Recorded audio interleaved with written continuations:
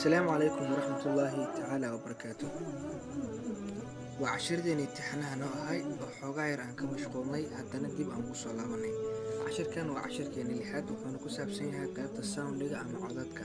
Sidee kan master looga saxdaa qaybaha codadka ama sound-iga muuqaalkaaga markuu oo dhamaanayo iyo markii uu bilaabanayo intaba. Okay, embed project team kan soo furno oo aan soo dooranay kadibna muuqaalkeena aan tusaalaha ku bixin doono. muuqaalkeena waa kana muuqaalkeena dhammaadkiisa waxaa ka dhaca cilado badan. ciladahaas oo ah markii uu muuqaalka codka sii gabaabsanayo wuxuu sameynayaa inuu codka isgaabiyo. marka bal hadda aan tuso marka codka isgaabinayo kale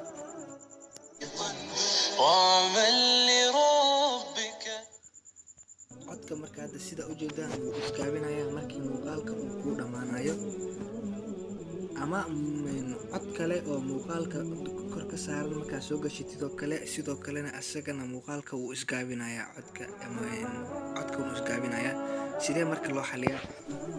waxaa loo xaliyaa adigoo sameynaya meelna dooranaynin kadib waxaad dooran kartaa qaybta settingka markaa gashid qaybtan audioga waxaad sameynaysaa meesha ay ku qoran tahay audio fade out kan waa iska xiraysaa. kadib waxaa imaanaysaa qaybta videogan asagana waa iska xiraysaa. waxaa kuu sameynaa marka in muuqaalkaaga mar walba uu dhammaanayo dhammaadka codka uusan gaabanin oo si nada waa maqlaysaa marka hadda wuxuu dhameeyey codkii asagoo weli isgaabin. waxaa kaloo jira marka qaybo kale oo qaybtan sound-iga oo kale iyadana marka la iska soxo qaybtan sound-iga wuxuu sameyn karaa marka inaad codka ka dhigtid hal dhig oo noqdo markii lagu dhageysanayo telefoonka earphone-ka oo kale markii lagu dhageysanayo wuxuu sameynaa in laga maqlo dhegta midig ama laga maqlo dhegta bidix. inta badan dhegta midig lagama maqlo, dhegta bidix oo qura ayaa laga maqlaa.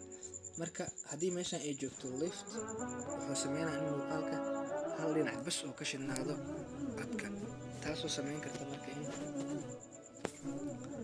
muuqaalka ka shidnaado hal dheg bas oo ka shidnaado sida hadda dhici karta. waa ujeedaa qaybta midigta dhan ma ka shaqeynayo, wuxuu ka shaqeynaa qaybta L oo ah lifti.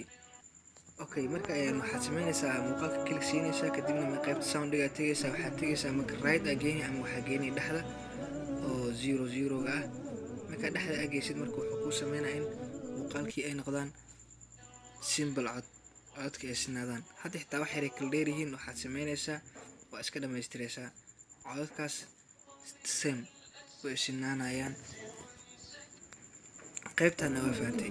qayb waxaa jirta marka iyadana sidoo kale codadka la bedelo oo laga dhigo in computer ahaan ama codka laga dhigo oo codka isbedel dhawaaqa.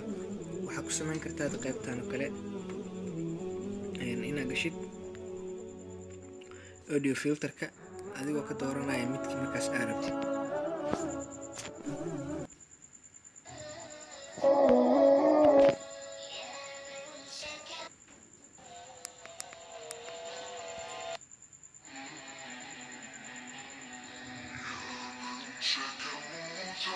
markii kale oo aad u baahnayn inaad codka wax ka bedeshana qaybtanan ayaad saaraysaa.